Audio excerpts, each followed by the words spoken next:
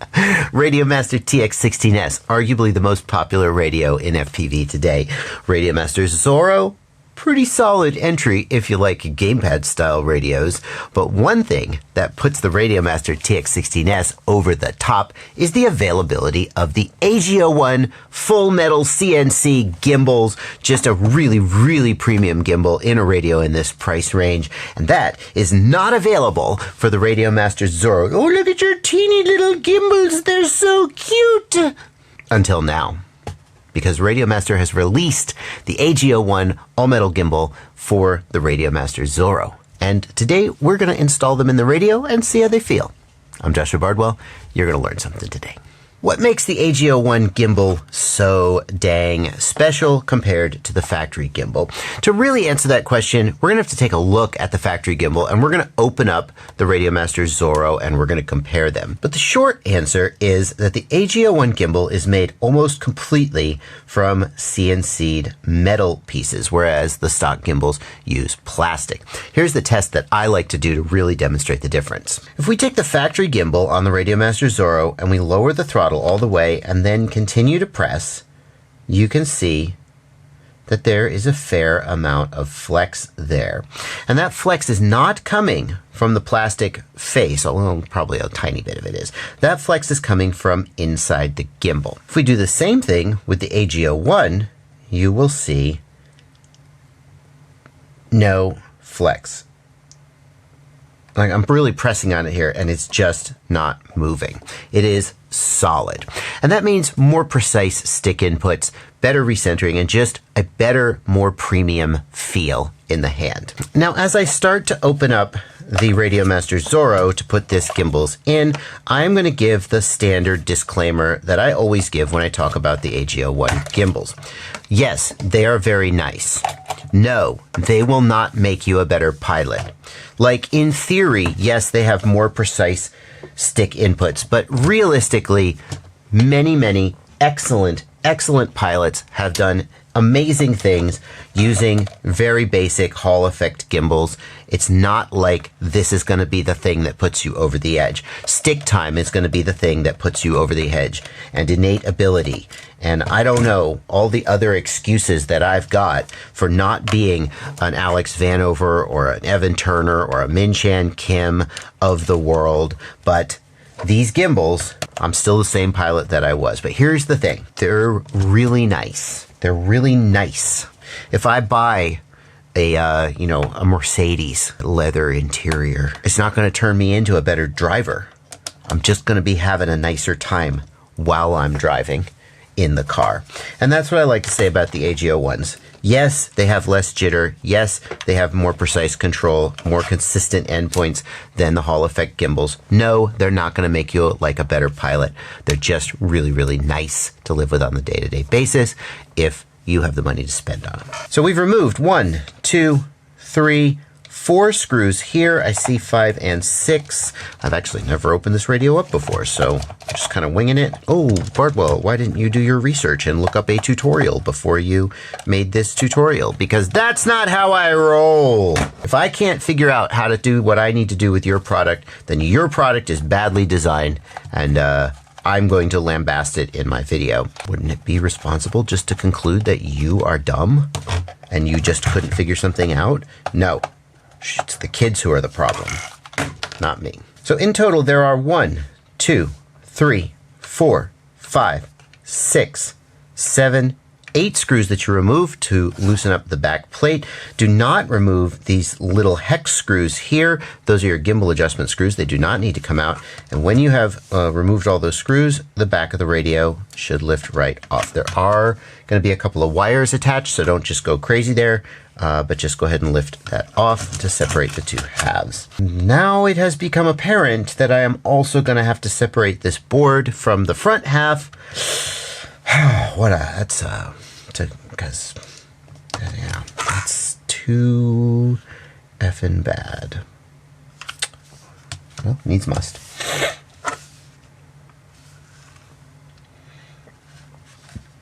Is that it? Just those 4? It seems like the board is free now, and we just have some cables that are sort of pulling. There is a ribbon cable right here in the center.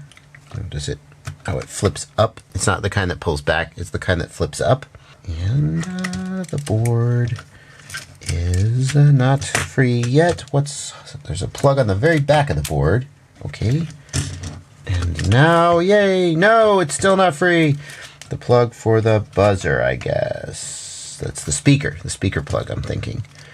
That gets unplugged, and yay, finally, the main board is free. Well, that's all there is to it. Child's play. So then the gimbals are attached to the front half of the clamshell. So we're going to need to get them out. And I can see that there are 4 screws per gimbal. 1 at each corner. 1, 2, 3. You can't quite see that one. It's in there. And 4. I'll go ahead and remove them. And with those screws removed, the gimbal should lift out. What has fallen off here? So what's just fallen out is one of the buttons, which goes in there and then presses on a button on the main board, so don't lose those. So now we can compare these guys, the AG01 on the left and the original gimbal on the right. You can see the original gimbal has a plastic faceplate, and the whole construct is plastic. So we have plastic here, and in general it is just like, I can literally flex it with my hand. I don't know if you can see it flexing. I can certainly feel it. The whole thing is just much less sturdy. The electronics inside, I believe, are the same. So you're just going to have much better mechanical stability between them. And just for fun, let's weigh them. The factory gimbal is 26 grams. The AG01 gimbal is 42 grams. When reinstalling this metal ring, please notice that it is not symmetrical. It is going to go in with this little pointy part. It'll only fit in one way. And it's going to go with the flat part down. My bad. And the ring facing up. Okay, that fits in there. Hey guys, Joshua from the future here. I've just realized something. These gimbals are identical. There is not a left-handed and a right-handed gimbal. Take a look here. This is the old gimbal that was in the radio. This is the new gimbal I just put in. This is the gimbal I took out. They are all identical, and that's different than it is on the bigger radios, where the gimbals are a mirror image of each other. One is left and one is right-handed. So the good news is you can't put the gimbal in wrong. They're both going to go in, I mean, don't take that as a challenge. They're all going to go in exactly the same way, with this friction bar on the left. And the reason that I was like, I'm sure my throttle wasn't spring-loaded, but now I've taken these gimbals out and both of them are spring-loaded. Normally, the screw that makes the gimbal not be spring-loaded is on the gimbal, but on this radio, it's actually built into the back case. So when you remove the back case, the gimbal is no longer spring-loaded because that screw has been removed. But don't worry, once you reinstall the back case, the throttle will go back to being not spring-loaded as it was. To tell you the truth, the difference in feel is not as sort of night and day as on the bigger gimbals. In terms of smoothness, in terms of resistance, they feel very similar. I'm not sure I could tell the difference in a blind test between these two, just in terms of feel. Like looking at the... What an interesting idea. This is one of those ideas that is kind of annoying to do, but it was too good of an idea for me to pass up. I have gone ahead and reassembled the board here because with these two gimbals in the radio at the same time, we can objectively compare how well they work relative to each other. What I'm going to do is, instead of, here's our midpoint, normally when you calibrate, you press as gently as possible to the outside because you don't want the flex in the gimbal to be incorporated in the calibration. This is a common mistake people make. When they calibrate, they push real hard at the outside edges, and then when they're actually flying, their sticks don't go to full 100% because they're not pushing as hard. What I'm going to intentionally do is push extra hard at the outside edges so that any flex in the gimbal is incorporated in the calibration. I'm going to do the same thing here. Any flex in the gimbal will be incorporated in the calibration. Now, we don't have a meter here to tell exactly how hard I'm pressing, but there we go. So that's done. Now we're going to back out again, and I'm going to now gently and with a normal amount of force, move the stick until it touches the edge. And let's see what happens. And you can see here, it only goes to 99%. When I use a normal amount of force, it goes to minus 100 there, minus 98, and minus 96. Oh, so that standard gimbal had some flex. 100, minus 100, 100, minus 100. So that is an objective way of seeing that there is more flex and more give in the standard gimbal. Realistically, not very much. And realistically, I was pushing way harder than you would ever push in real life. Like I said at the beginning, it's not going to turn you into Min Chan Kim, but there is a difference in the gimbals. It is there. At this point, I've got the two new gimbals installed, and there's a couple things that you're going to want to think about whether you want to do them before you finish reassembling the radio.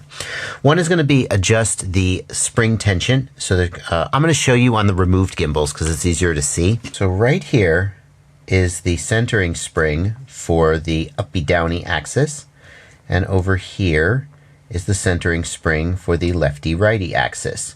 And by turning the screw that is next to each of those springs, you can adjust that tension. By screwing the screw in, the spring gets longer and the tension gets higher.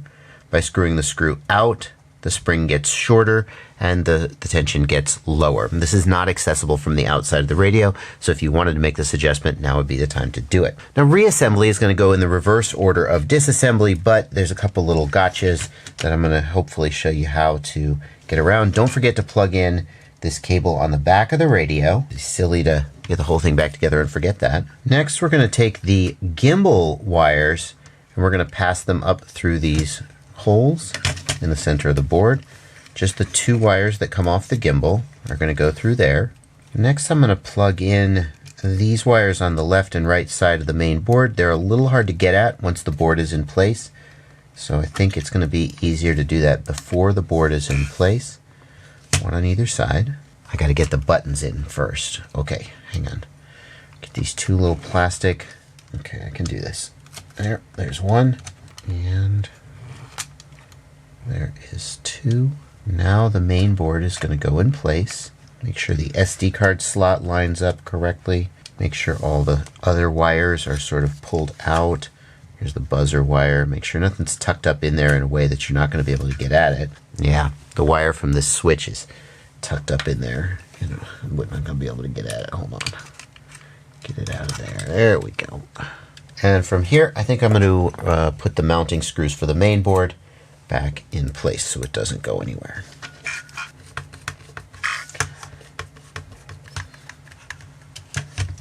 While you're doing that, make sure that the main board stays in place or these top switches will tend to fall out. Next, I'm going to reinstall the ribbon connector.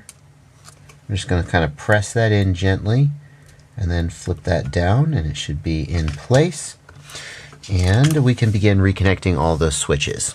Notice that for each of the connectors, they are labeled with the switch that they go to. So this is for switch C. And if we look here up on top of the radio, here's switch C, so we can know which wire goes where. And then finally, we're going to plug the gimbals in. And there are two plugs for the gimbal, one for the uppy-downy and one for the lefty-righty. And I don't know how to tell which is which without looking. Can you see to the inside?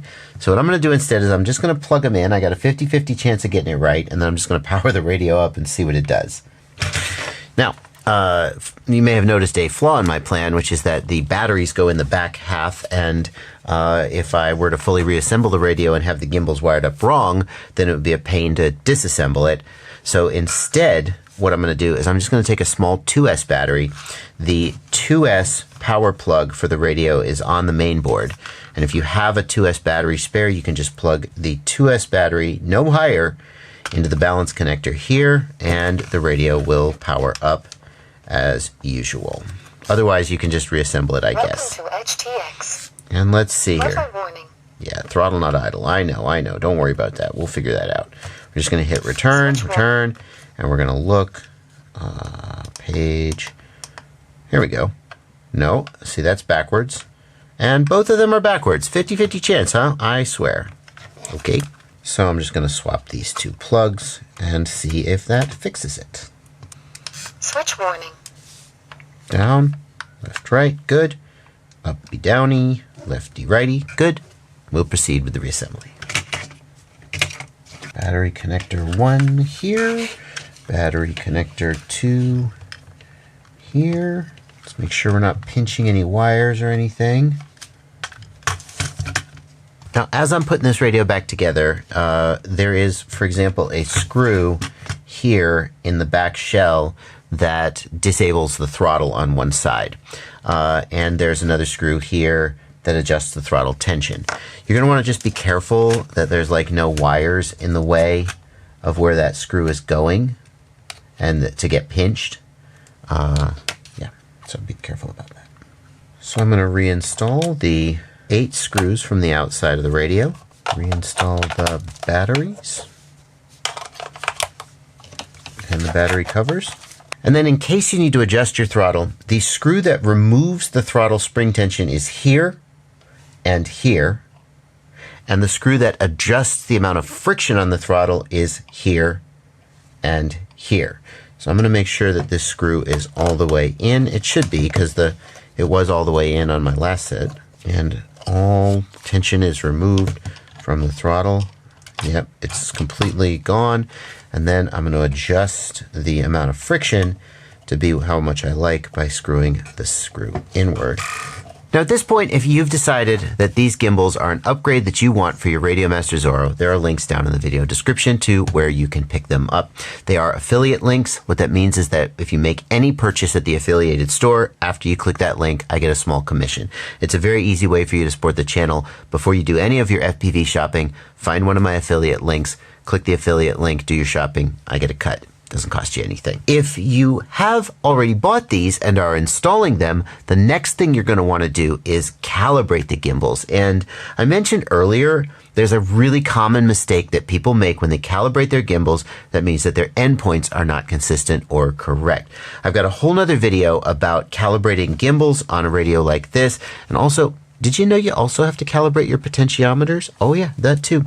I've got a video about the right way to calibrate your gimbals. I'll put a card on screen if you want to check that out, or I'll put a link down in the video description below if for some reason you don't see the card. That is going to do it for this video. Thank you so much for watching. I'll see you in the next one.